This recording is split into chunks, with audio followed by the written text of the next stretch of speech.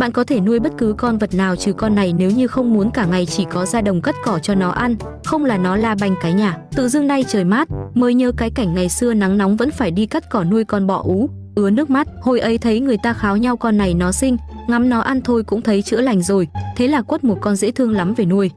Mà có rẻ đâu, gần 10 triệu bạc.